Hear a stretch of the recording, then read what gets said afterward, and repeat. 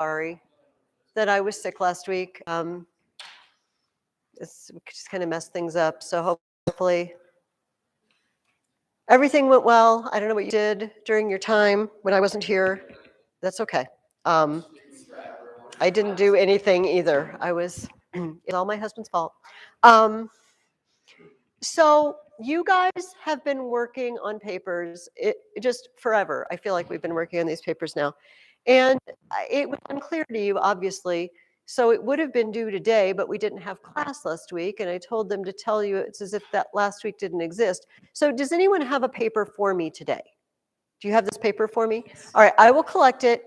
If you don't, I want to touch base on this paper one more time. And then it will, see, crud. And now we don't meet next week. So now you've got 2 more weeks on this blasted paper. Just get it, just write it and get it done. Okay, it's just not here. Okay, oh, you do have it? Let me review.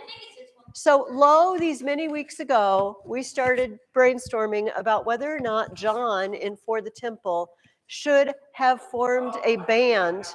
Oh, see? I wasn't sure. I could have brought it today, but I was like, oh, I don't know. Do you want us to do like siblings? Yes. I'm actually very proud of this.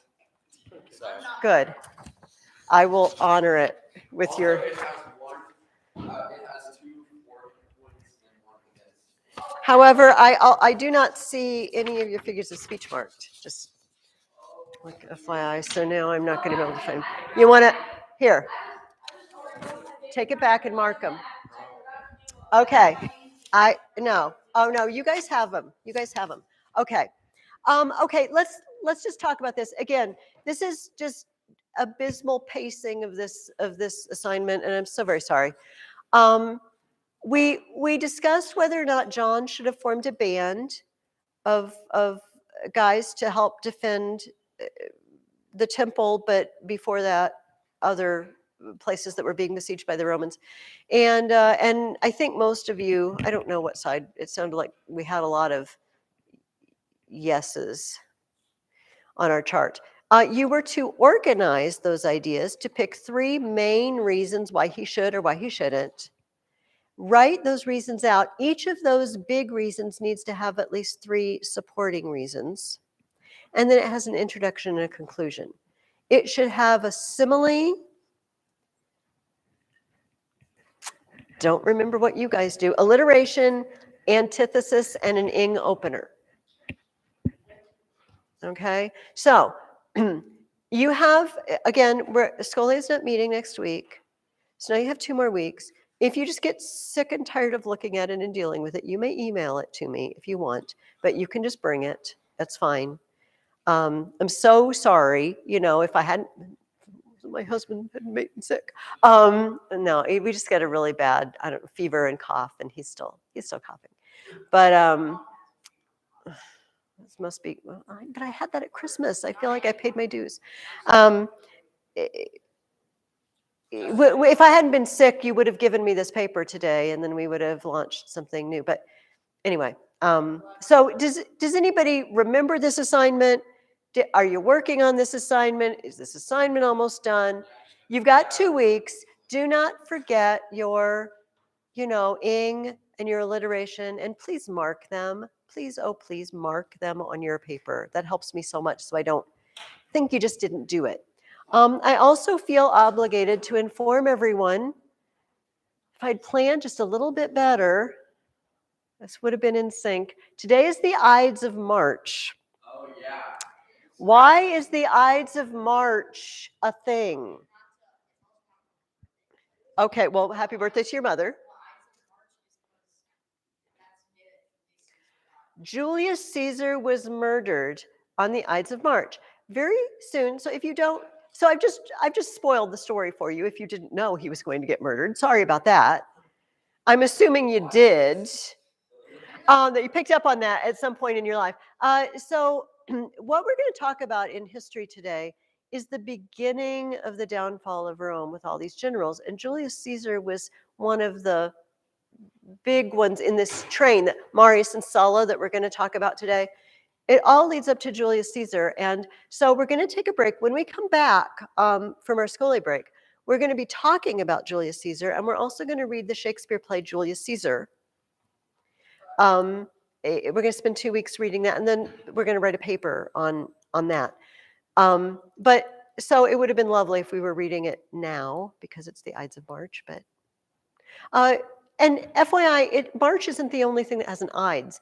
The Ides are the 15th of the month for the Romans, and the Calends, Kalends, Calends, are the 30th of the month. Every month has Ides and Calends in the Roman calendar. It's just the Ides of March because this is famous for the day Caesar died, and it's famous mostly because it gets mentioned a lot in the play we're going to read. Caesar, beware of the Ides of March, the soothsayer tells him. So everybody thinks you need to beware of the Ides of March, but hopefully you'll be fine. Don't try to take over the world and no one will stab you today. Don't really know that that's true. I shouldn't give them false hope like that. Okay, go ahead and get your reading questions out. Page 49, and I just want to say, sometimes people are not getting their reading questions out anymore. Why is this? I don't feel like some people maybe are answering the questions. You're not opening your book. Open your book and look at your answers. And if you didn't answer the questions, write down the answers as we go over them. So before we look at your questions, though, but keep them open, let me ask you something. What you don't want him looking at your answers in your absence? What is it? I'm not fishing for one answer, and there are many answers to this question, by the way. What are some of the things that ruin a country? When a country is doing well, when it's prosperous and people are happy, why does that not just go on forever? Yes. Why do you think that happens? Where might they get more money? Okay, so you have this very prosperous country, right? And part of being a prosperous country is we have relationships with other countries. The goods of other countries are flowing into us. And I just get really cushy and lazy on my silk cushions with my chocolates, and I get very lazy and greedy and I want more. I want more of the same, right? That is very, very probable. Is there anything else that can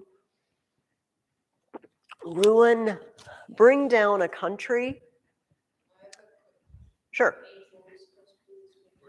Oh, it was 49. It was week 24. It was the same for last week. We're just going to pretend last week didn't exist. Kind of didn't. What else do you think?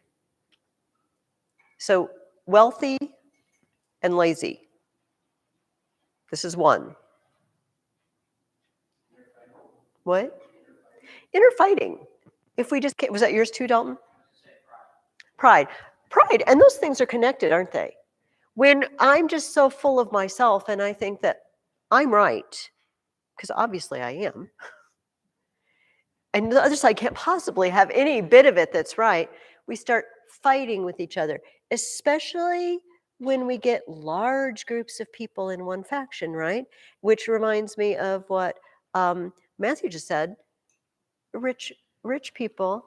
Is everybody going to be rich, equally rich? No, everybody's not going to be equally rich. And the people who aren't are going to look at the people who are and say, well, what's up with that? What made them better than me, that they should get all the money and I should get nothing? Now I'm going to form a group and we're going to start arguing. Those are both, did you notice that both of these ideas are from inside? They happen inside the country. Is there something that could happen outside your country that could bring you down?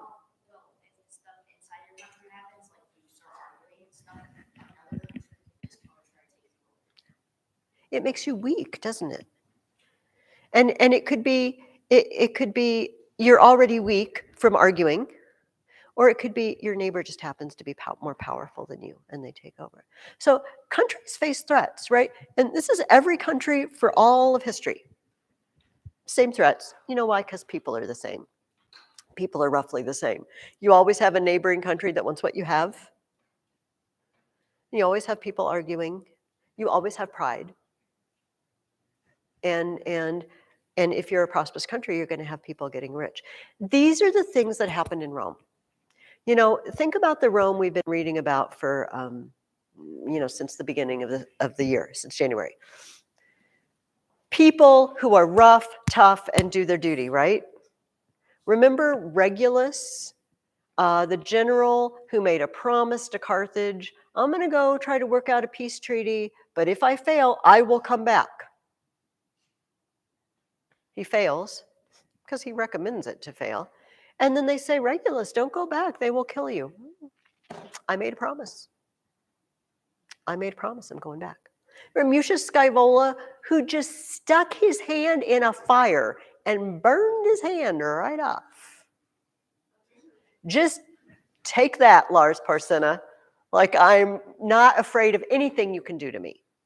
These were the kinds of guys. I told you about the schoolmaster of Phalerii, right?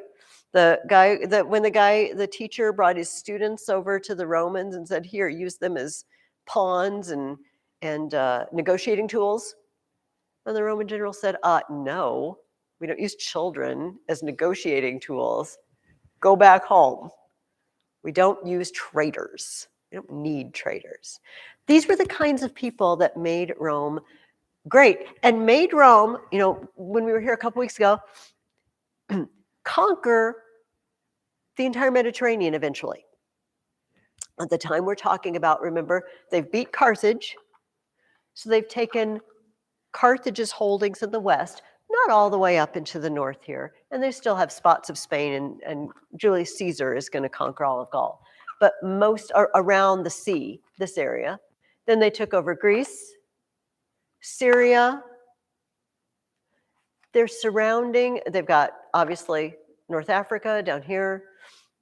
They've got the Ptolemies in Egypt they're working with. They're eventually going to take that too. They've become the greatest power on earth. But they didn't keep it. They didn't keep it.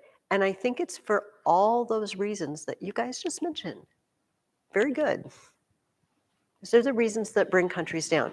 Okay, so the first question I asked you was, and I've kind of led you into this, you answered the question already. How did the successful conquest of the Mediterranean change Rome and its people? What were Romans becoming like? Yes. I'm going to read what Dorothy Mills says because she says it so well. No nation comes out of a war unscathed. And if the war is long, the wounds it leaves are very deep. Time will heal them, but it depends on the wisdom of the leaders of the nation as to how they will heal or what scars will be left. War devastates fair lands, takes the lives of men, and cruelly maims those who were young and strong for all their days upon earth. These things are evil, but there is one thing more evil still which comes as a result of war, and that is not the harm wrought to land or life, but to that which makes life worth living, to the spirit of a man. And this evil came to Rome. And then skipping down in the next paragraph, wealth, such as the early Roman had never dreamed of, and luxuries of which he had had no conception, came to Rome as a result of her conquest of the Mediterranean. But this wealth brought evils in its train, right? Do you remember the patricians and the plebeians? We talked a little bit about this. The patricians, the word comes from father, pater, and it's the father families of Rome, the old senatorial families. And they had the power. And often the people with the power get the money too. Often happens that way. The plebeians were not the old established nobility. They didn't have any say in running the government. And they didn't get this the loot after they conquered towns either. And so you get a group of senators, richer and richer and richer. Who's getting all the elected offices in these two groups? The patricians. They have the power, but something else is happening. It's creeping into Rome. There was a great necessity for those who were candidates for the highest offices of state for unlimited money. Why do they need money? With which to provide spectacular entertainments for the populace whose votes they desired. You know, you're all senators. Congratulations, all right? You're all running for office. I can't elect all of you consul because I can only pick two. Who am I going to pick? If I'm a plebeian, I have no hope in life. I'm not going to be consul. I have no power. The best I can do is pick a good guy. And what is my opinion of a good guy? The guy who gives me stuff. What are you going to give me? You're going to give me, 20 lions and 40 gladiators but Rhett, he's got 80 lions. I'm sorry, I'm voting for Rhett. Plus, he fed us at the games, 2 meals. Jesse comes along, he's like, 3 meals. I'm offering 3 meals. Yeah. And 2-day games. 3 lighters, 7 lions, and 18. Thank you, that was very specific. Do you see? It's like bribing. It's really like bribing people for their votes. Do you see? I'm just going to, whoever will give me the most stuff, that's who I'm going to vote for.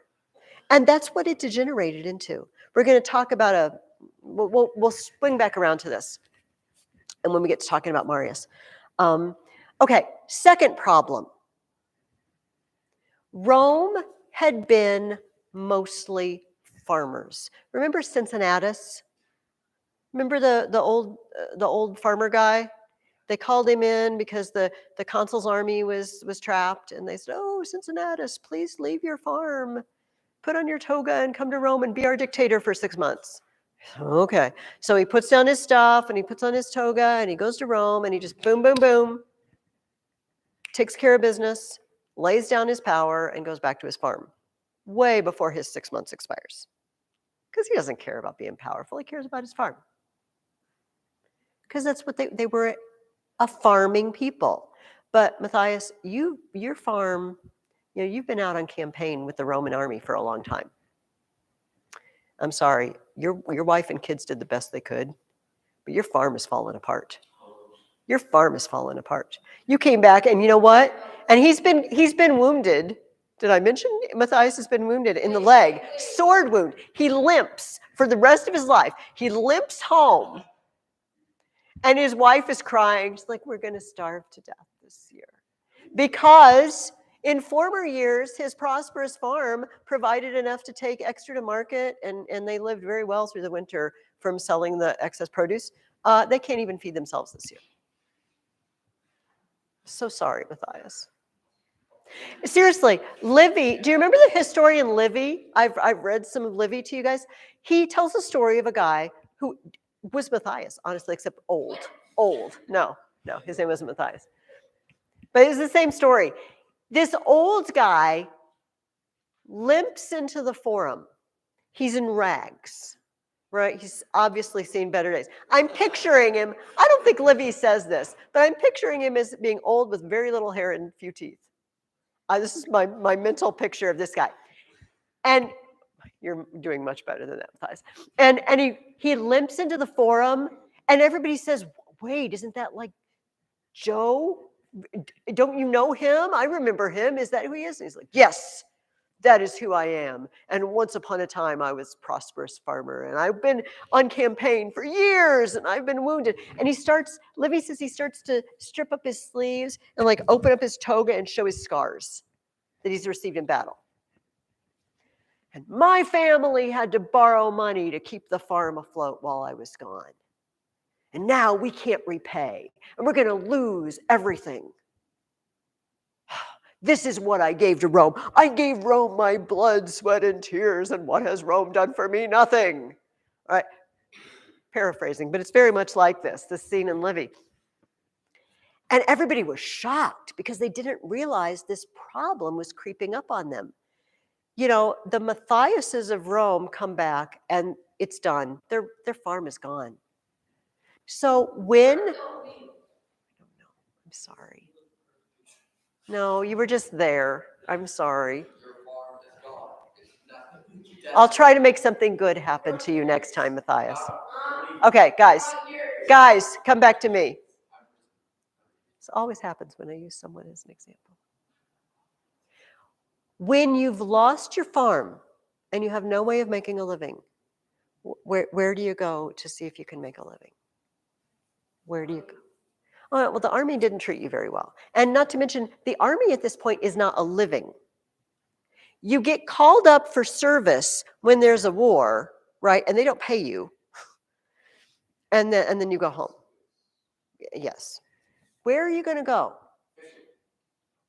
Perhaps. So live off the land. Where do most people go? They still do it today. The city. The city. I can't, you know what? Maybe everybody's in my state and the wildlife population is diminished. You know what I mean? Because everybody's out hunting and fishing. I don't know. Or maybe I'm just tired. And a life of hunting and fishing just sounds like a lot of work to me. I'm going to go to the city. Maybe I can hire on. Some workman has a shop. I don't know how to do anything but farm, but maybe he'll hire me. Maybe I can scrape together enough not to let my family starve. Maybe I'll get there and I'll find out there are no jobs. I got no money to get home. I got no home to go to. I'm going to end up living under a bridge somewhere. I'm going to be homeless. This is what started happening in Rome. Can you see? All these soldiers came back from war, all these wars, Carthage and Syria and Greece and Sicily, and they're worn out and they're tired and they can't afford the farm. Now, when people like Matthias can't support their farm anymore, they're probably going to sell. It'll give you enough money to get by for a little while. And Dalton over there, he's just rolling in the dough. He's a senator. Oh my gosh. And you know why he's rolling in the dough? Because he's unscrupulous. And he takes advantages of the Matthiases of the world. He goes around snatching up their farms. And you don't pay him what it's worth. You pay him whatever he'll take. And Dalton now has 1,000 acres farm. Well, he can't farm 1,000 acres. Luckily for Dalton, everywhere the Roman army goes, well, they kill a lot of the people, but they don't kill everyone. What do they do with the ones they don't kill? Yeah, and then sometimes they kill them. Or what might their ultimate destiny be? They're not going to make them citizens, slaves. Slaves. Dalton farms with slaves. Dalton is now a slave owner. You know what, Dalton? It's a really smart thing, because if you just hired people to work your farm, hired men are subject to the draft. If another war comes up, the Roman army can say, hey, give us your workforce because we need an army. Slaves aren't subject to joining the army. They won't take your slaves away from you. So you just have at it. So Dalton lounges around in Rome with his big screen TV, you know what I mean, and endless pizza, while the slaves work his land, and Matthias is sleeping under an overpass. I mean, it's awful. It's awful. And you know what? The story I'm telling you is the story of so many countries and civilizations, when the rich get richer and the poor get poorer, and the rich take the little the poor have, and then the poor are trying to make it. This replays itself, and because people don't change. People are basically the same in all times. But it happened in Rome. What did you want to say, Jesse?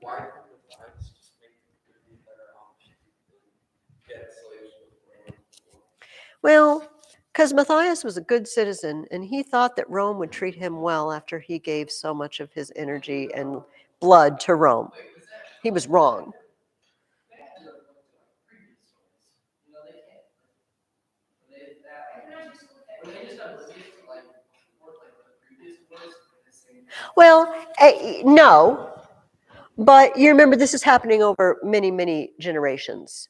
All right, it didn't happen overnight, and Rhett, I think people. This is another way people are always the same.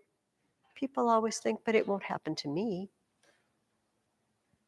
We always think that, but it wouldn't happen to me. That just happens to other people, you know? We do that. We do that. But Rhett, also at this point, the wealth level is through the ceiling. You know, when they were just fighting in Italy, I mean, some of those Italian cities were really, really wealthy, but it was nothing like conquering Greece or Carthage. Slaves and wealth just poured into Rome in a way that just hadn't before. All right. But no, I don't think people were oblivious, but I think it had been happening on a smaller scale. And we're going to talk about here in just a minute attempts to fix it. So Dorothy Mills goes on to point out there was a great change in the Roman character. Pleasure became more important than duty. I would rather have a good time, says Dalton, than do what I need to do my duty for my country. And Matthias, I am so sorry. You know, we felt sorry for Matthias, but Matthias also has a problem, a character problem. Sorry, you're not perfect, the perfect poor person. He came to the city and he found out something. The people running for office will give me free food. The government will just give me free food. Maybe I don't really want to do anything. Maybe I'll just go to the games all day and eat the free food.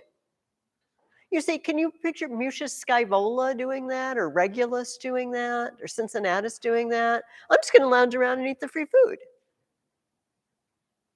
Something is changing in the people of Rome. Okay. Yeah. Your life wouldn't be very long, I'm afraid, if you ate McDonald's every day. Tell me about the Gracchus brothers now. This is the next question I asked you. Who are Tiberius and Caius Gracchus? What laws did they try to pass? And what was their reward for trying to pass these laws?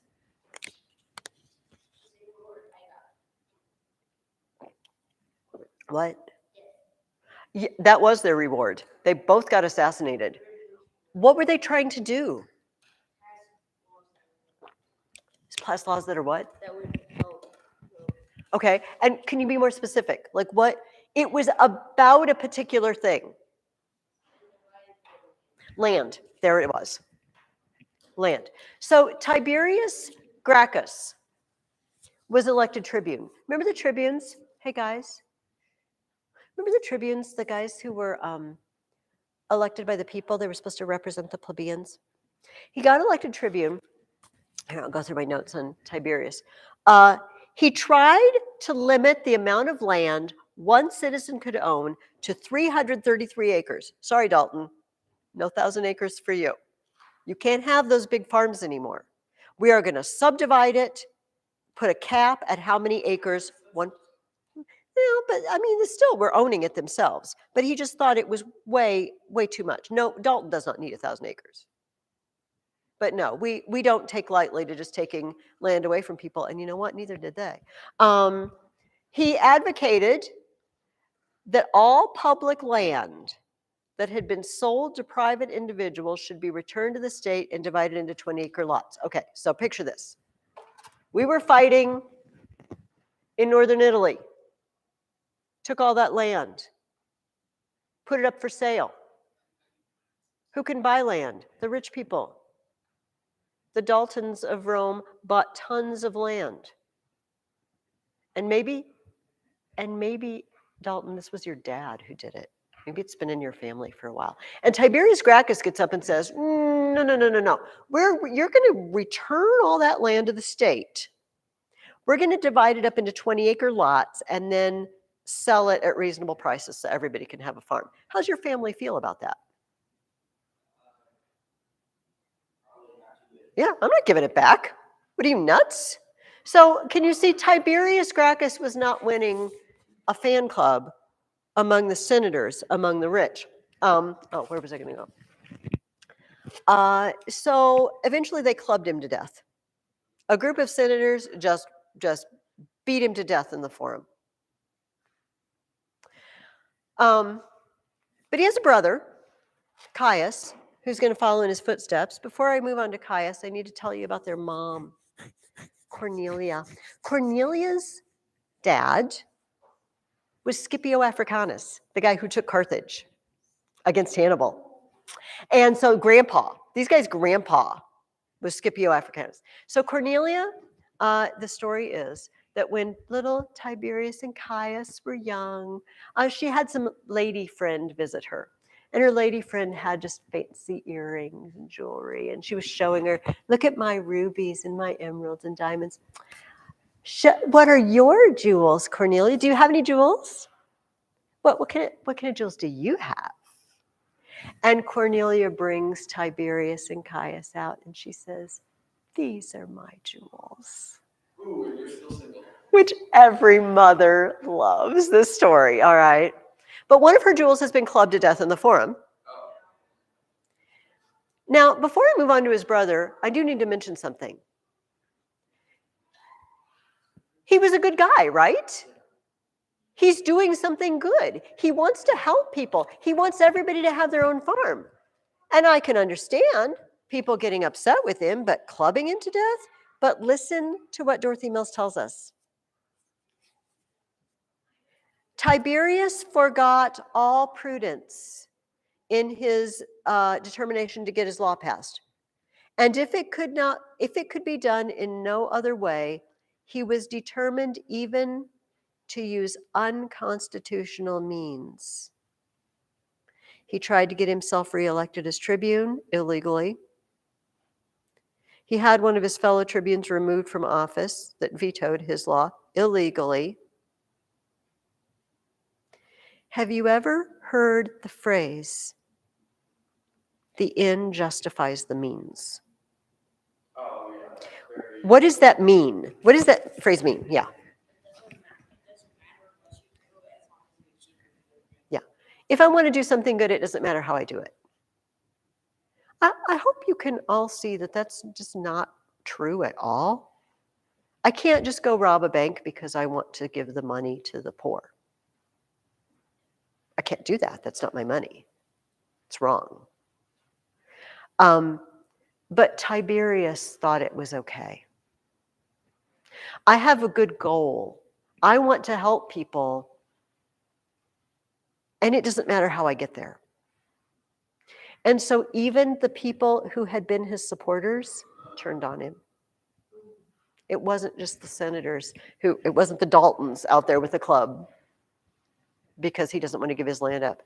It's also the people who are afraid because he's going outside the law now. That's a bad precedent. Okay, but his younger brother decides, I'm going to carry on my brother's life work.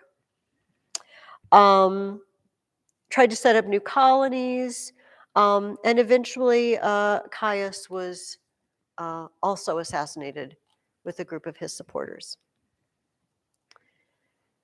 And the poor people stay poor, and the rich, huge landowners stay rich in landowning.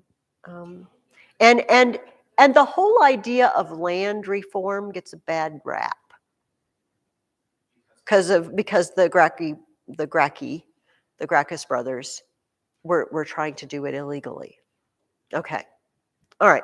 So this is the situation in Rome. Also, so that's inside Rome. The next question I asked you, what are the 3 great dangers Rome faced at the same time? Yes.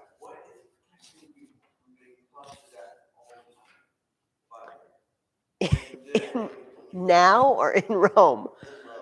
That was a big question. Hopefully the police. Public opinion.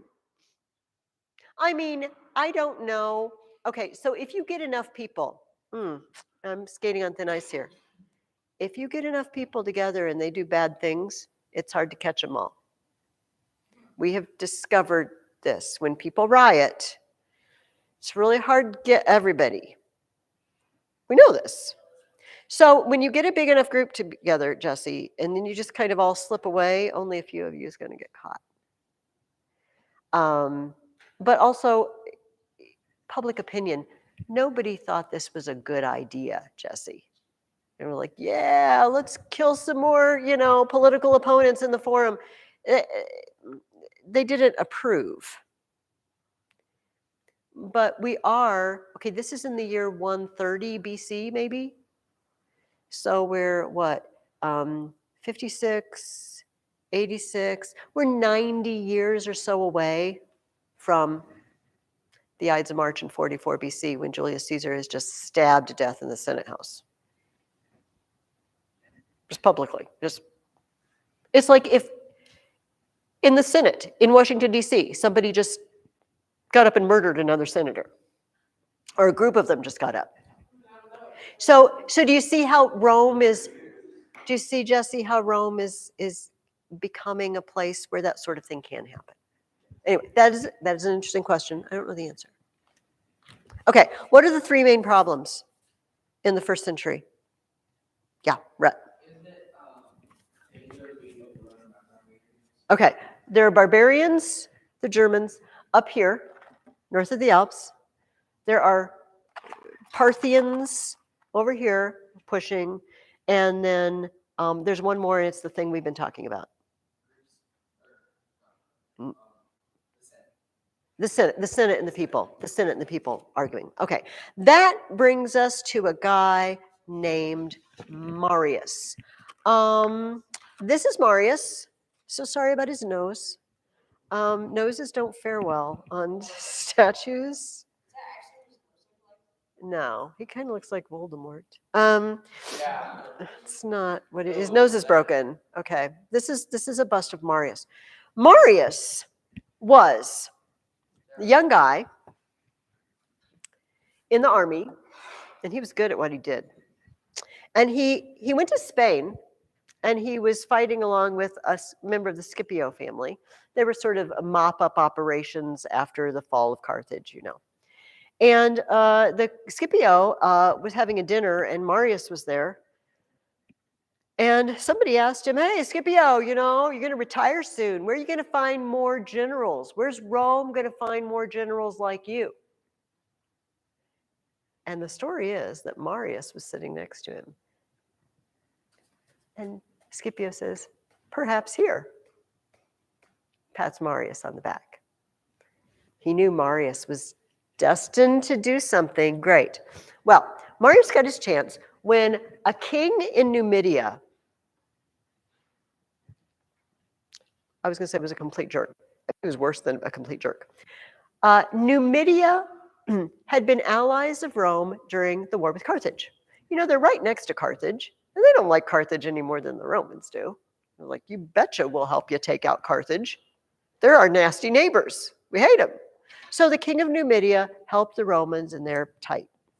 The king of Numidia has two sons and a nephew. His nephew is named Jugurtha.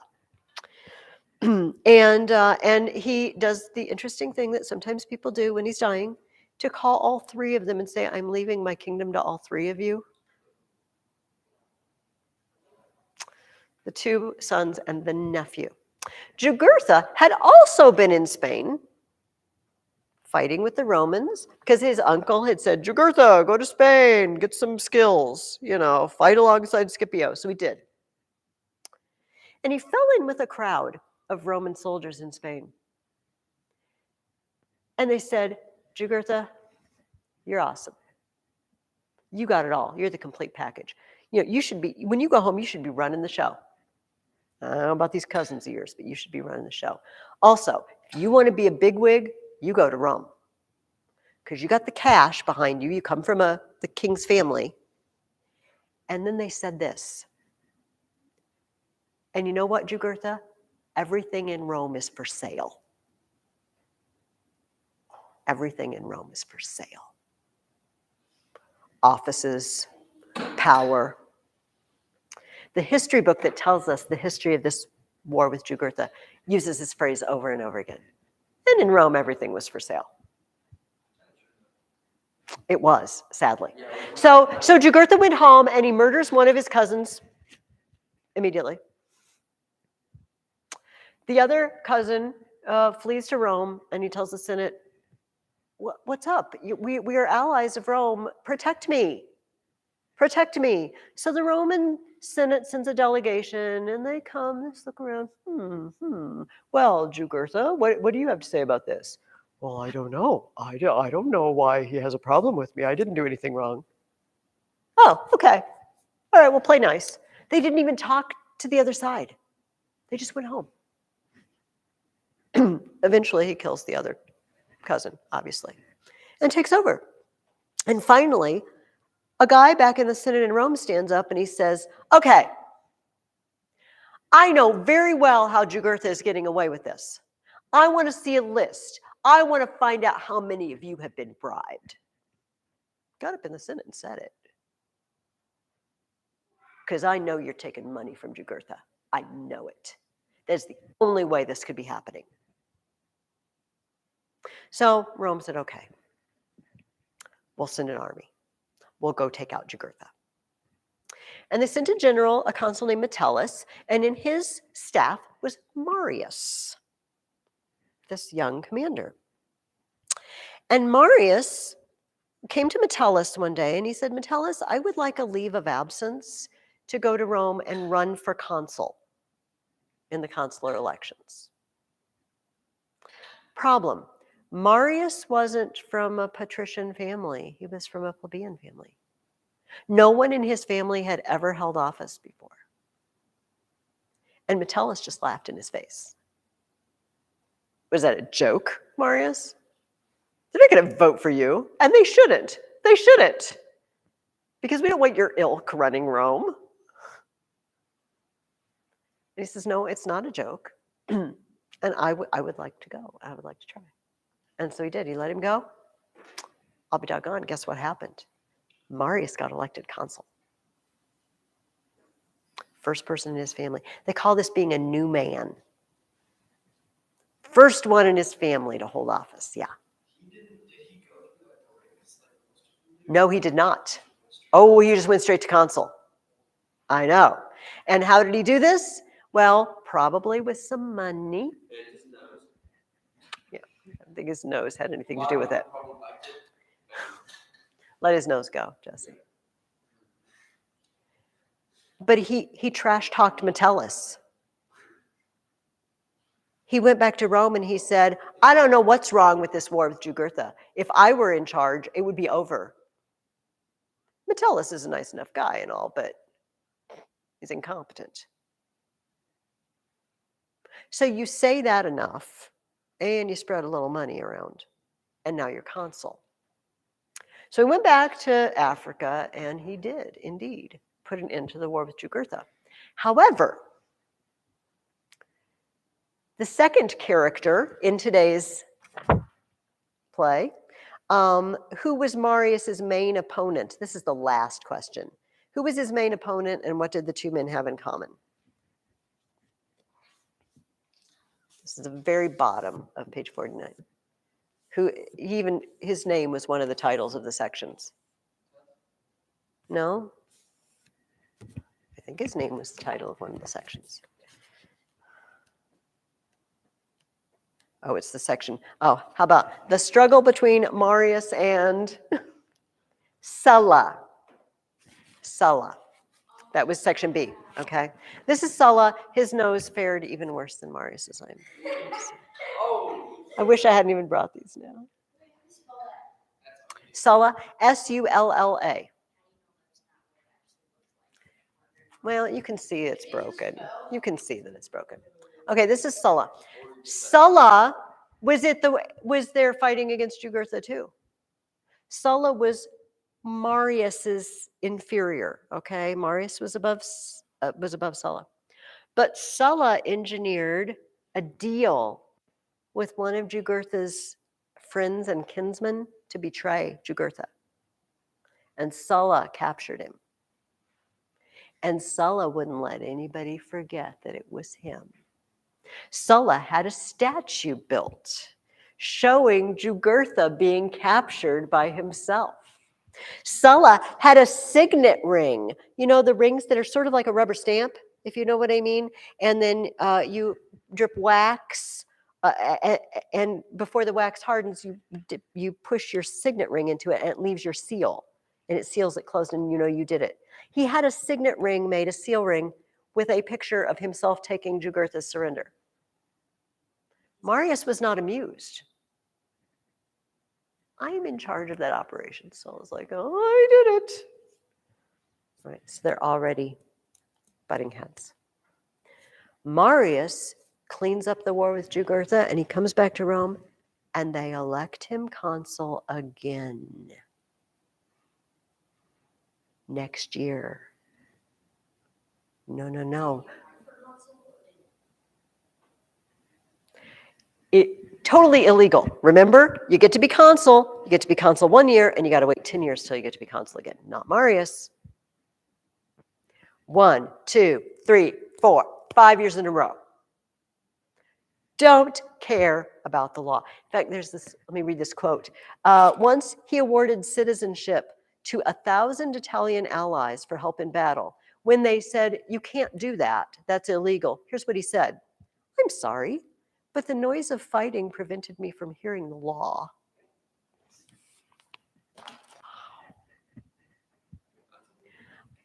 Yeah, so Marius came home covered in glory. Everybody loves Marius. He put it into the war. Where do they send him next? To fight these Germans, right? So they send him north to fight the Germans. Fortunately for him, the Germans are wandering around and kind of wander off towards Spain. He has time to train his army. Here is the last question. It's the next to last question on your page. How did Marius change the Roman military? Army after Marius was forever different than the army before Marius. And honestly, I'll tell you the most important thing Dorothy Mills didn't even tell you, but I will tell you. But what did she say? Did you see it? Okay. All right, that's fine. Let me read it, what I was going for.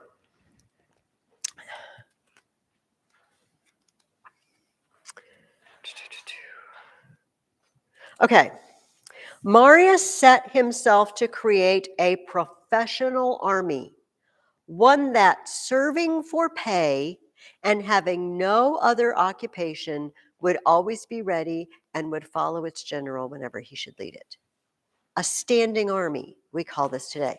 Before then, like I said, people just got called up for service and then they sent you home when you're done. We're just like, no, I'm going to pay you. And here's the important thing that she didn't tell you. The people he signed on, anybody can be in my army. Not just landholders, not just people of a certain status. That's the way it had been before.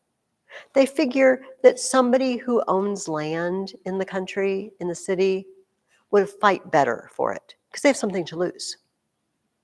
And that the people who don't have any land, that they won't fight as hard. Marius, come on. You know what, Matthias? Your career path just brightened up considerably because Marius will take you on, he will pay you, he will feed you. When you are done with your service, he will reward you handsomely for it. You love Marius now. He found you, Matthias, sleeping under that bridge, half starved, and he made something of you. They loved Marius, do you see? Because he opened up a career path to them. They love Marius. I'm sure they still love Rome too. But do you hear? They love Marius. They'll do what he wants. Yeah.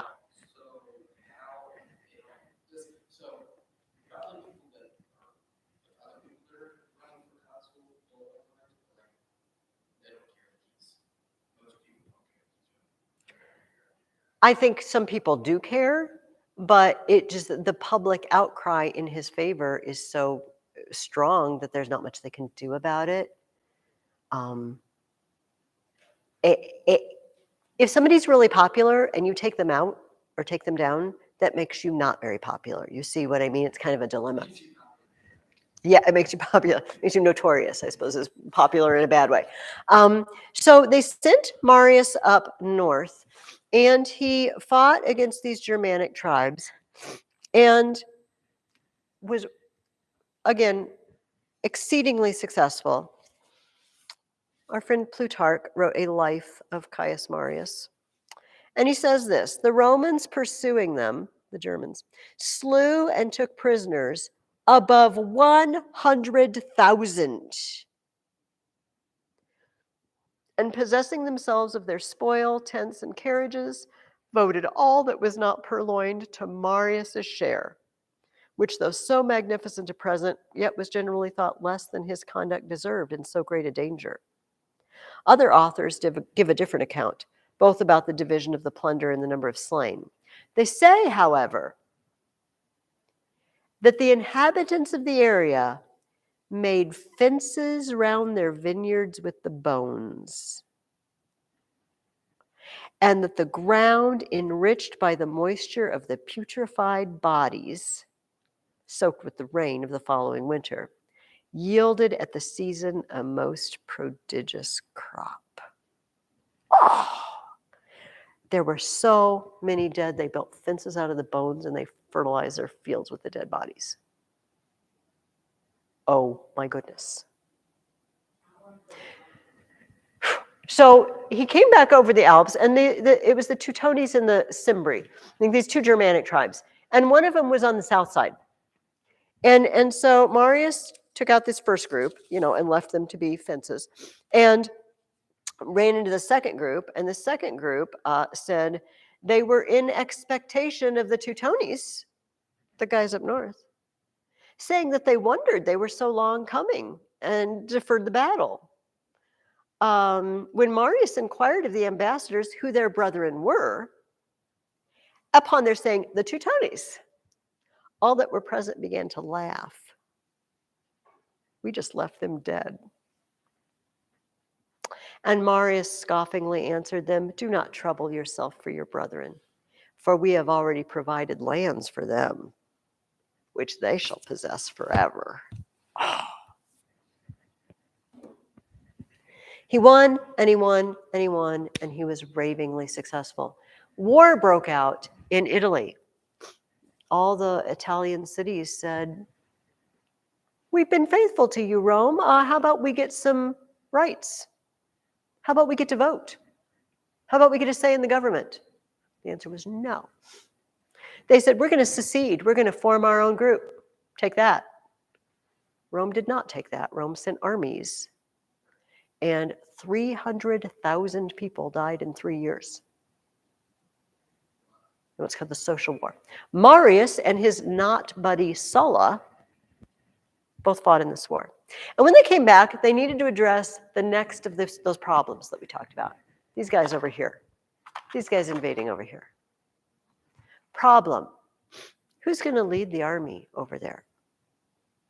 The people said, Marius.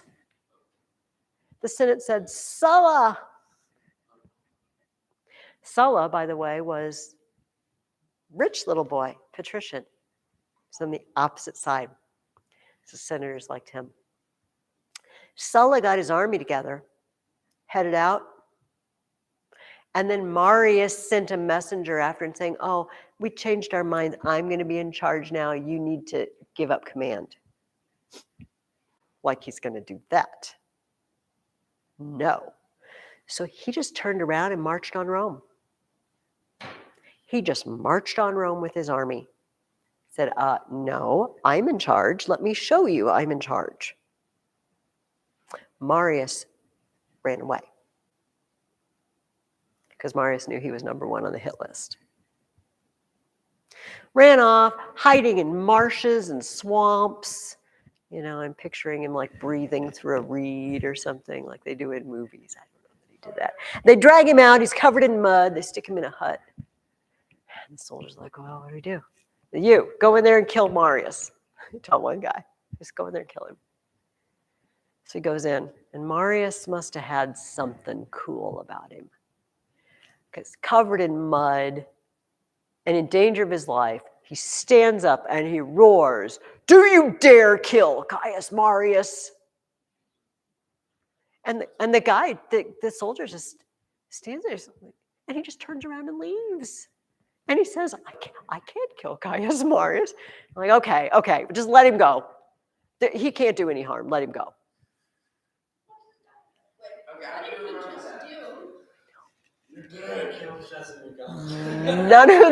None of them want to deal with it. He runs off to Africa. And eventually he comes back and he gets a 6th consulship. I know. He gets a 6th consulship while Sulla is away fighting Moors. Right. This is where the story stops at the end of section B, in your book. We're going to finish that chapter over break. You're going to find out, okay, Marius died at the end. He lived a couple months into his 6th consulship, and then he died. Sulla came back, and I will just say it's not pretty what happens when Sulla comes back. Sulla knows people there were pro-Marius and were against him, and he's not going to just take that. You're going to do something about it. But just like, it's like all of life. We've talked about this, like Olympic winners set a record, and there's always somebody younger coming up behind you, right? And they're going to beat your record, break your record. Marius was the older generation. Sulla came up. But Sulla will get supplanted in his turn. And you're going to read about a series of generals. Marius is gone. Then Sulla, Pompey, Crassus, Julius Caesar, Mark Antony and Augustus. This is going to be the next month or so of our readings. So finish whatever chapter that was, chapter 12. All right, for next time. And find out what Sulla does. Keep an eye out. What does Sulla do when he comes back to Rome? And how does he lose power and other people gain it? Yes, Rhett.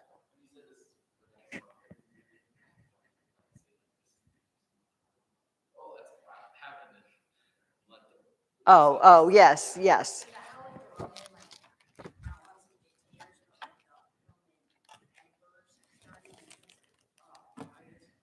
It is. And this is what we are reading here is the story of the Roman Empire. That's what we're talking about right now. How, the question is, how did the Republic, this prosperous republic that's conquering and has duty-bound citizens, how does it turn into one guy rules everything? Remember, this group of people that said, we will not have kings. There will be no kings here. And the emperor was even more than a king. He ruled that.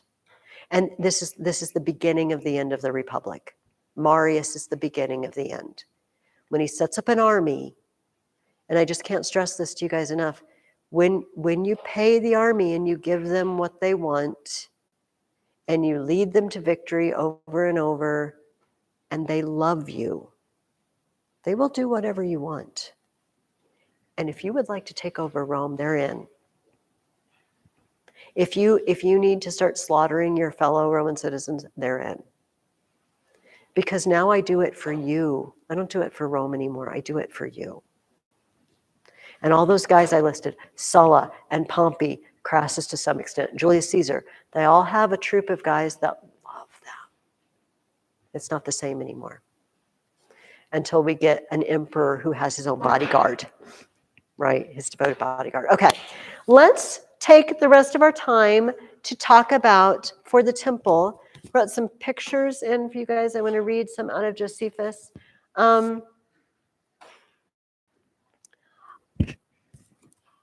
You are writing paper, like I said, about whether John should have formed a band, but another question that I thought we could just kick around and not write a paper about is this.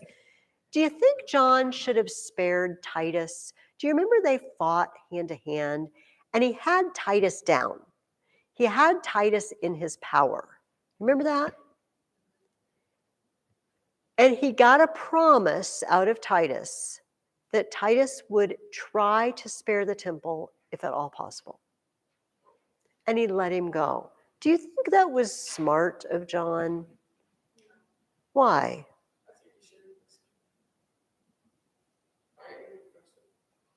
What is that your main motivation, that he said he will try to save it, but he won't really? Okay. What good things might come out of, I mean, because okay, one good thing is it would just make John feel good. Can we say that? Like, I single-handedly took out the leader of the Romans. It makes me feel really good. Is there any, okay, I would say, is there anything wrong with that? Obviously, just killing people is not right, but what I mean is there anything wrong about being proud and vaunting over your enemy? Look, take that, Rome. What might that do to John's character? Yeah. John has been really humble this whole book, hasn't he? I mean, he doesn't even want to be singled out as John of Gamala. He doesn't even want his family to know right away. And so this might change who he is as a person. Do you remember, some of you read King Arthur with me last year. Do you remember how many times they were told, when a foe yields to you, you show mercy, because that was the code? And there was one place where the I don't remember which knight it was, he didn't show mercy, and the damsel flung herself in the way before he killed the knight, and he ended up whacking off the damsel's head instead of the guy, and then he was just repentant for so long because he killed this woman. And why did he kill this woman? Because he didn't show mercy to his conquered foe. The code of honor has been show mercy to your conquered foe. Remember Aeneas standing over Turnus? He was this close to letting Turnus live. And then he saw the belt that he had taken off of Pallas when Turnus had killed Pallas. It snap. And he didn't show mercy. But we sort of expect John to show mercy, don't we? I feel like, Jesse, it might have been jolting to me to see him just kill him. But yet it was a fair fight. And he was the leader of the Romans. Can you think of anything bad in general that could have come out? If he had killed Titus, what would happen next?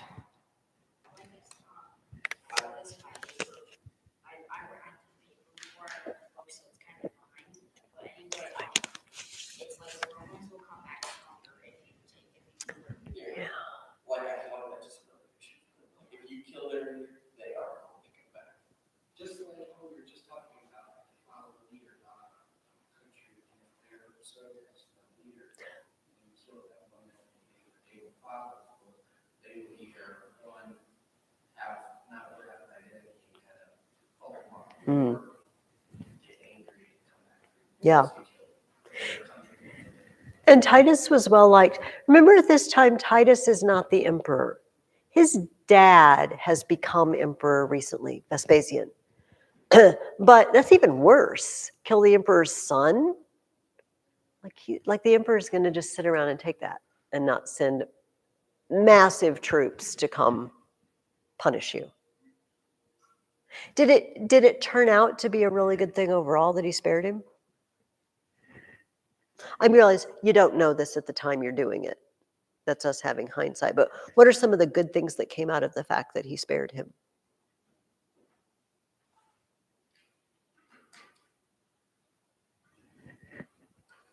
What was his relationship to Titus like? John's relationship to Titus for the rest of the book?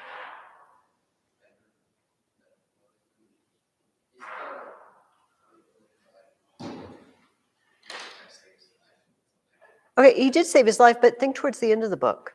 What happened at the end of the book? Has it been so long since you read the book you can't remember the end? This is okay. This is okay to admit, by the way. Do you remember as the book ended, John and his little friend, whose name is escaping me currently, got captured as slaves and sent to Egypt. But John had the signet ring, Titus's ring, and he showed it, and they got sent to Rome to Titus, who made John the governor of the Galilee area because of their relationship. So John now gets to go back, and we know that John is going to be a good governor. He's going to be good for his people. I'm sorry. I still have residual from last week. It's very easy for us to say these things. It's hard to act in the moment, isn't it? You don't know what's going to be the results of your action. But I think John maybe just acted from his natural propensity to show mercy, perhaps. I also jotted down, here's another thing. Do you think John should have gone to Jerusalem at all to defend the temple? Yes. If I were in this position, I would do the same. Yeah. Because, I mean, that's kind of what happened. So you think he should have gone? Was that what you said too? No, I don't think he should have. Because, well, in my paper, I wrote like he shouldn't have formed the band because this was It's right okay. at the end of the book. That's okay. And so I was saying that like basically he's not going to make that much of a difference Mm. in it, and then he ended up making a big difference. I think here's the thing about that argument, is are you saying that you shouldn't do something because the odds are likely? Kind of. Mm. Can you think of anything we do in life that we do whether or not we think we're going to be successful at it? We do it just because it's the right thing to do. You could argue that it's not the right thing. But your argument was based on the fact that it wasn't going to be successful. Yeah, that's a good point. What are you saying that should be decided? What's the difference between doing that and killing? At least he survived. What was surviving? Well, do you think that he would have survived though? Yes. But He just said, Well, yeah, it's You can't play that card, Jesse. Sometimes main characters get taken out. Sometimes. This is true. He has no guarantee of life either way. If he stays out of Jerusalem or if he goes. I get the impression that he just wants to be able to tell himself, I have done everything I could.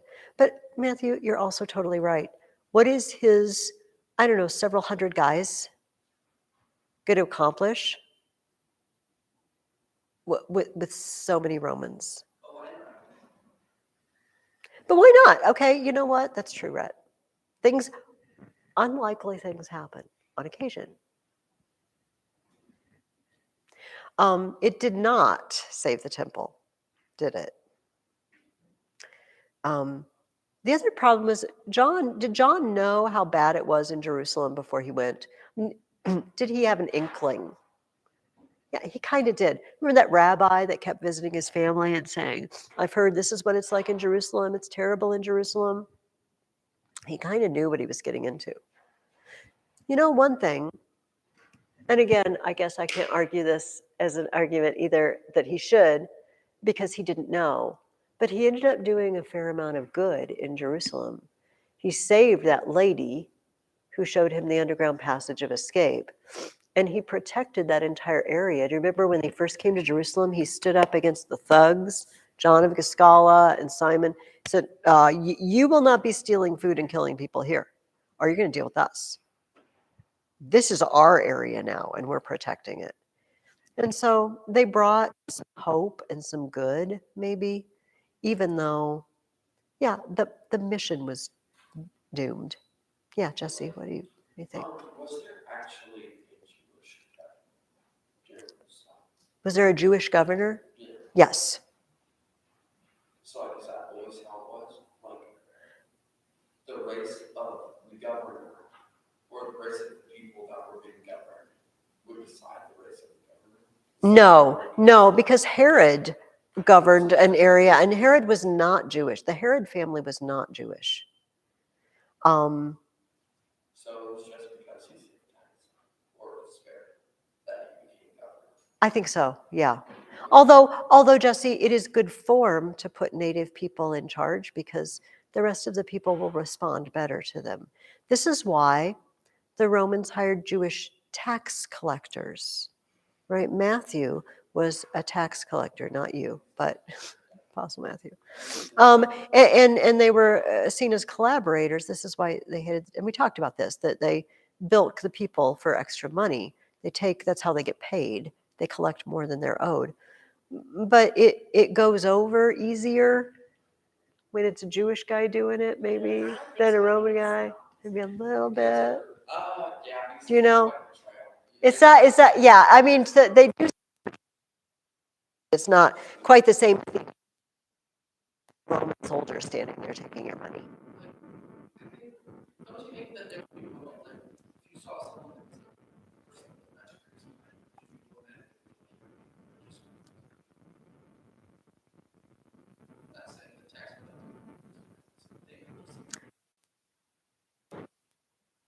Excellent question. There was already anger against Rome, built up for generations. like we just hate the Romans. So and we like our people, but they do something nice to some people. Like think of it like a Jewish like they everybody you thought your people had your back. They were Mm-hmm. tax collectors because tax collectors were corrupt. Like they kind of felt betrayed. Like we're all against them. Why would you go? Mm-hmm. And so Rome already had Rome couldn't do much to change that, but the Jewish people should. I suppose I will agree with you on that, right? There's a psalm. I don't remember what psalm it is, but it talks. It's prophetic because it talks about the one who shared my meal has risen up against me. And it's Judas and Jesus, obviously, but the idea that when you're on friendly terms with someone and you're close to them in some way, family or nationality or whatever, and they turn on you, it hurts. It hurts more.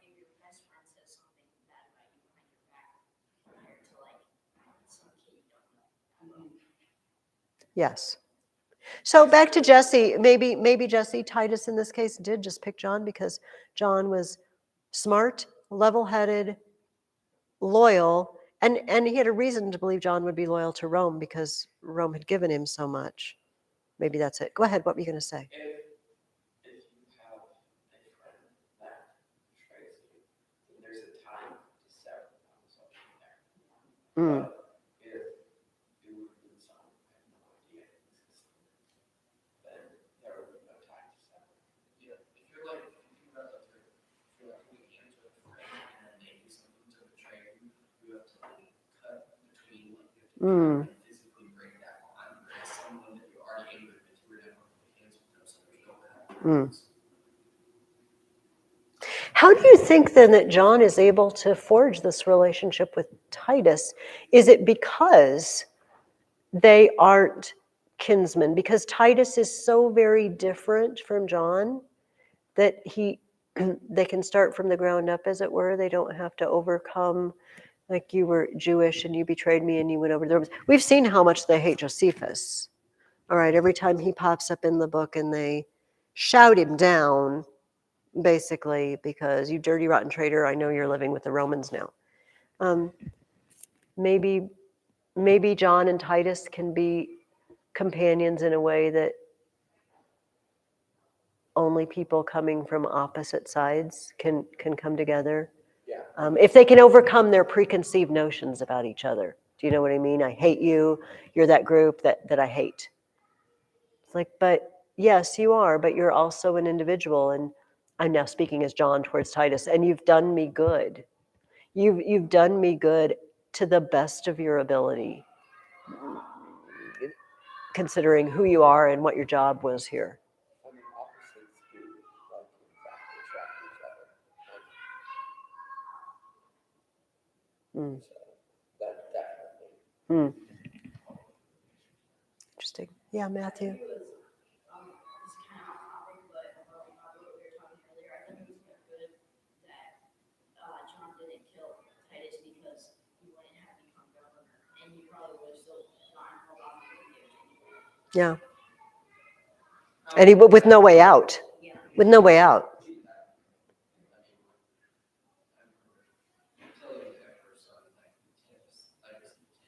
Yeah, if they'd caught him, he could have killed him and run off. But he wasn't in shape, was he? He was about passed out dead, so that wasn't really an option.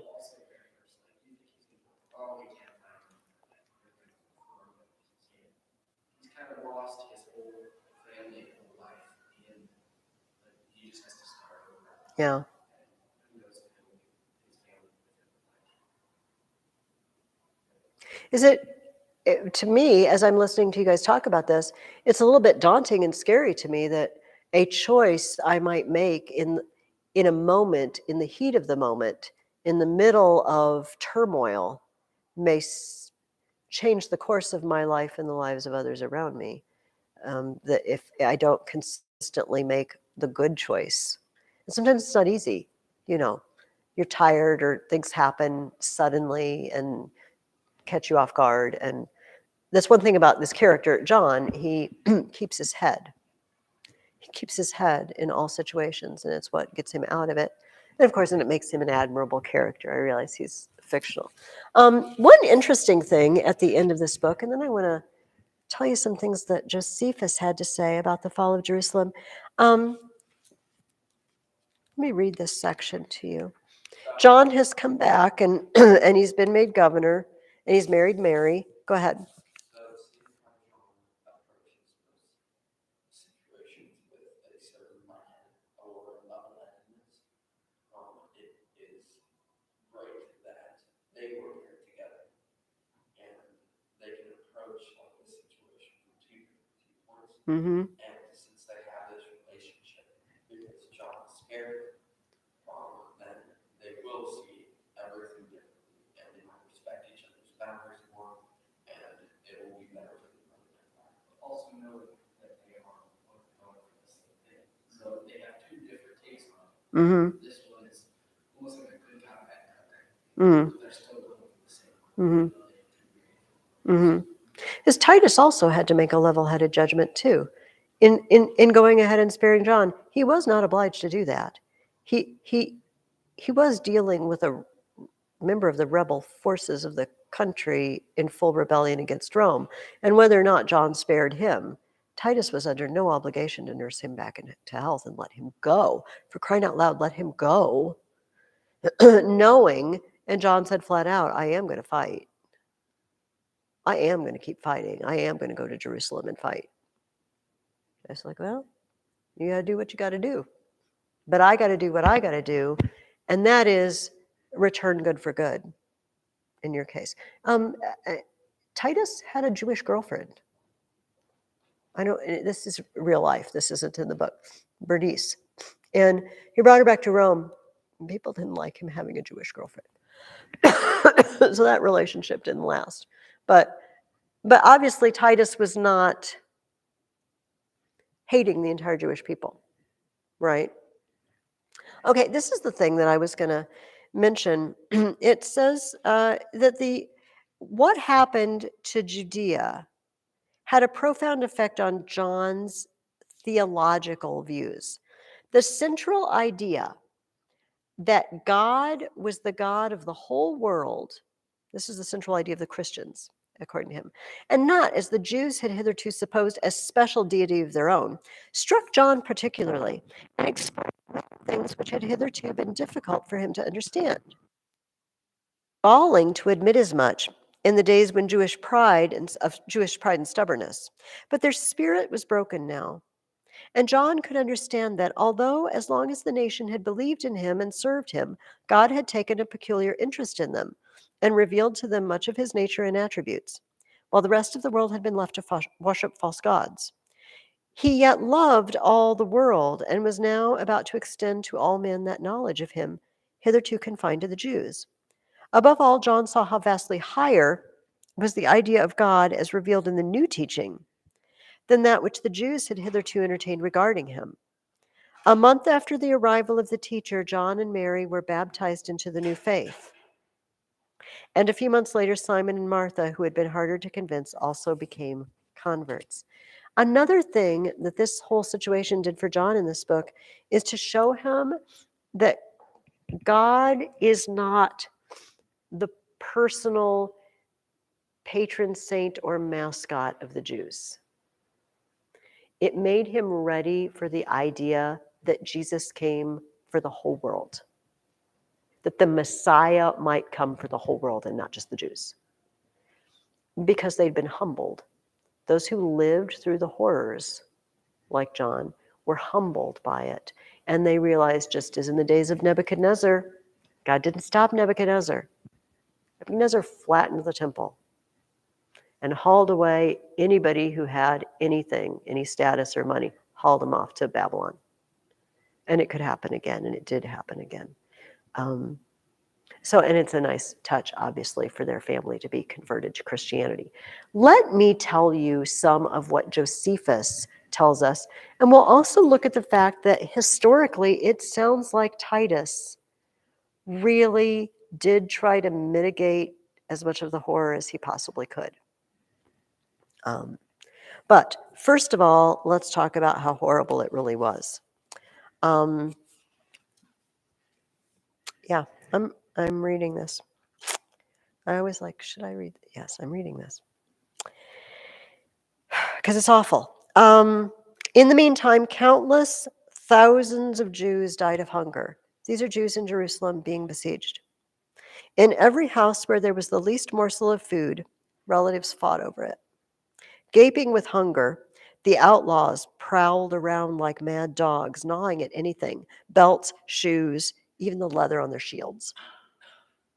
Others devoured wisps of hay. And then there was the incredible horror of Bethesda. Distinguished in family and fortune, Mary had fled to Jerusalem from Perea, but her property had been plundered by the tyrants during the siege, and her food by the daily raids of their followers. Maddened by hunger, she seized the infant at her breast and said, "Poor baby, why should I preserve you for war, famine, and rebellion? Come, be my food." Vengeance against the rebels and the climax of the Jewish tragedy for the world. With that, she killed her infant son, roasted his body, and devoured half of it. Oh, yes, hiding the remainder. Instantly, the rebels arrived, sniffing the unholy smell. Are you cooking something in here? Sniffing the unholy smell and threatening her with death if she did not produce what she had prepared. She had reserved a fine portion for them too, she replied, uncovering the remnants of her baby. They stood paralyzed with horror. "This is my child and my action," she said. "Help yourselves, for I've had my share. Don't be weaker than a woman or more compassionate than a mother. But if you're squeamish and disapprove of my sacrifice, leave the rest for me." They left, and the whole thing dropped. While the Romans, who somehow heard of it, were horrified, and Caesar declared himself innocent of this crime in the sight of God. He swore, however, to bury this atrocity of infant cannibalism beneath the ruin of the country. That would turn the enemy against you when you heard what the people in there were doing.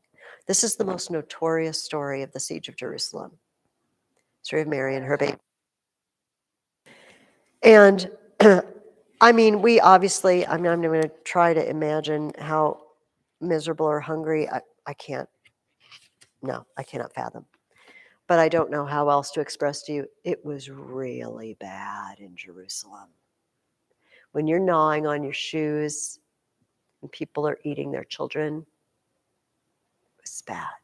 And of course, remember from the book, they can't just go out to the Romans and surrender because John of Giscala and his ilk will kill you as a Roman collaborator if you try to leave the city.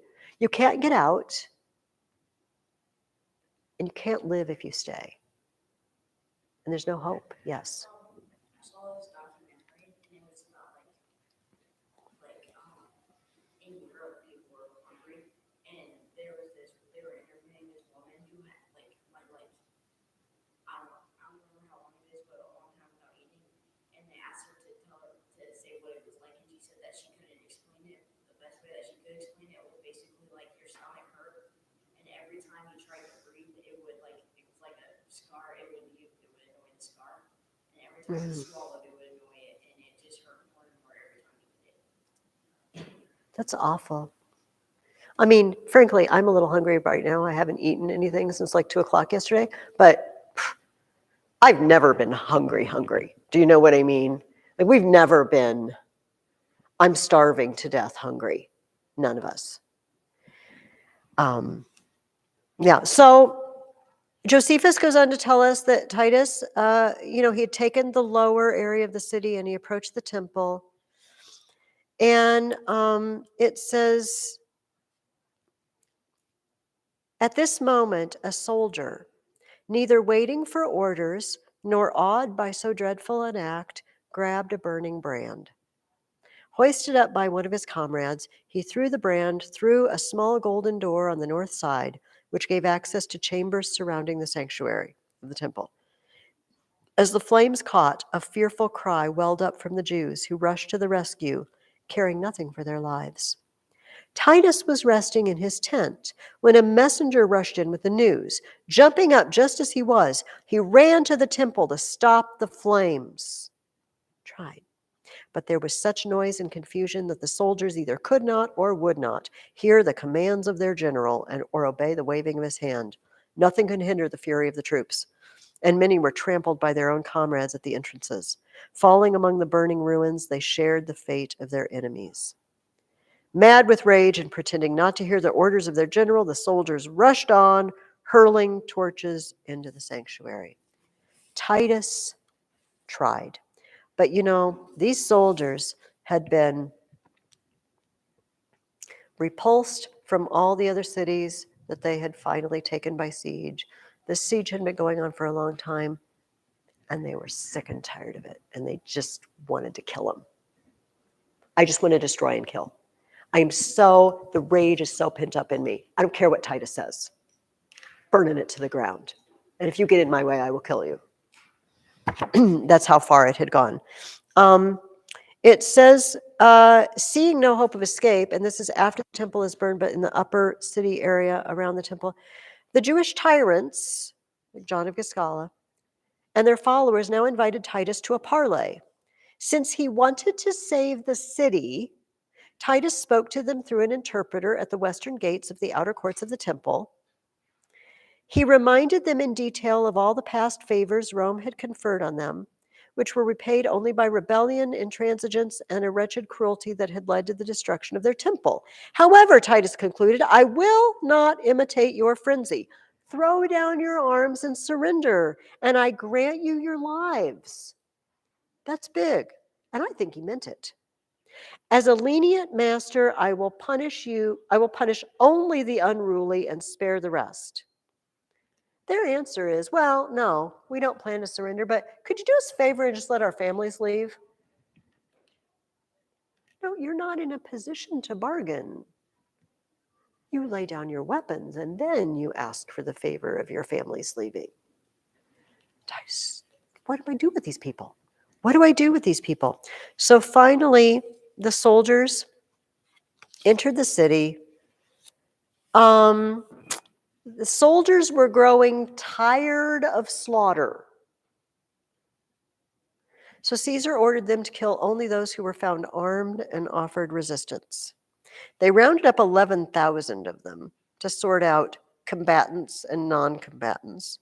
While they're sorting them out, 11,000 of them died of starvation before they could decide what to do with them. They executed all the rebels, saved some for their triumph back in Jerusalem. The total number of prisoners taken during the war was 97,000, and those who died during the siege, 1,100,000.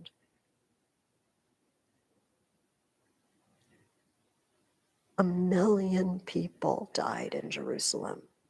40 years after Jesus walked through the streets and said, I tell you, not one stone will be left on another, it will all come down. Because they did not recognize the day of their visitation. I wanted to gather you together. You wouldn't. You wouldn't. It's horrifying.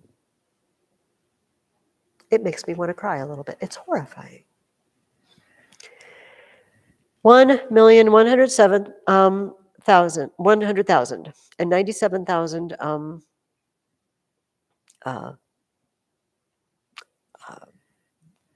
prisoners.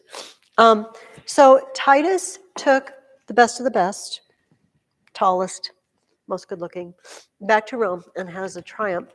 And he set up an arch in Rome. This is the Arch of Titus. And you can see inside there's carving inside. And what's inside is relief of like statues in relief of the triumph.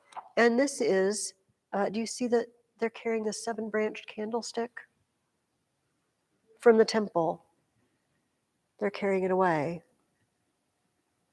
These things are going to stay in Rome until vandals are going to sack Rome, and vandals apparently going to steal the stuff from the temple and take it to North Africa, and then Justinian's going to come, send Belisarius, and take them back, and they've got a weird history. But this monument to the fact that the temple is no more. The temple still is no more. There is no Jewish temple anymore after this. The rebellion did not stop. You would think. But the ones that were left decided to go to a fortress called Masada. And you guys might know this story.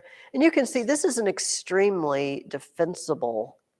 This is a picture I pulled off the internet. It's very hard to get up there. So a bunch of Jews with their families went up on the top, and the Romans came and started building siege engines around. These are really hard to see. Okay, I'm just going to come around to the tables. All right, and so this is the embankment. So my son took these pictures. He's standing on top of Masada, and this is the hill. They've put rubble. The Romans put rubble up it to push siege engines up, right? And this is the cable car that takes you up. You can see how high it is. And this little square area over here, it's the Roman camp. You can also see it here at the top of this picture. It's the foundations of the Roman camp. All right, now I'll do the same for you guys. So this is the embankment. So you're standing on top and you're looking down. See the cars and the people down there? And he's standing on top, and this is just a mound of rubble and dirt. The Romans built that to besiege Masada. And you can see how high up they are. You can go up there by cable car, apparently. And this square here, by my finger, and the one at the top of this picture, it's the foundation of the Roman camp. 2,000 years later. Yeah. Do you see that kind of, that. and this next to it? That's the Roman camp. So the Romans pushed their siege engines up the embankment, and they started setting fire to the walls, and the Jews up on Masada said, okay, look, anything is better than falling into the hands of the Romans. We do not want to be Roman prisoners. They're not taking us in a triumph. So here's what we're going to do. Everybody go kill your family. And then we're going to draw lots.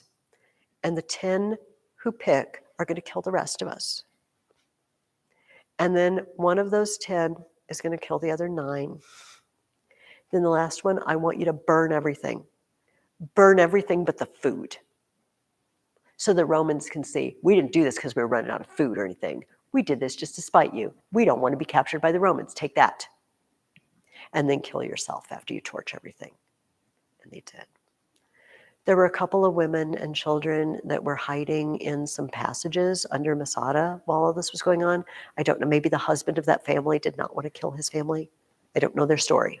Somehow they hid. So Josephus says the Romans, well, I'm not going to look it up for time constraints. The Romans come up over the top and it's dead quiet. You know, they're ready. They're getting ready to enter the besieged area and they're expecting an onslaught of soldiers, guys fighting. Nothing. Quiet. They yell out, "Hey, anybody here? What's the deal?" And these women come out and they tell them what happened. And at first the soldiers don't believe them. Like, this is a trap. They're hiding somewhere. And then they started finding the bodies. This is the famous, horrible story of Masada. They all committed suicide rather than be taken by the Romans and used as slaves or decorations for a triumph and killed. This was a really depressing class. I'm sorry, now I have to send you off for 2 weeks after death, suicide, destruction, cannibalism, and murder.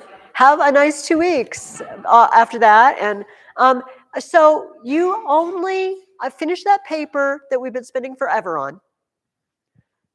You've got 2 weeks. Mark your figures of speech. Write them and mark them. And then all we're doing is reading Dorothy Mills. All we're doing is reading Dorothy Mills. In addition to that, because I don't want to start reading Julius Caesar till we read about Julius Caesar. Do you see what I mean? I want to do it at the same time. Well, I already posted my homework and told everybody yesterday, and it's a done deal, Matthias. I have already read it for you. I did like I did Macbeth last year. I sat down in my library and I read Julius Caesar out loud to the camera. So all you got to do is take your book and just read along with me, and I explain things. I do. That used to be my daughter's bedroom. Well, okay, so, all right, I'm going to shut this off because the world doesn't need to know this, but just a second. So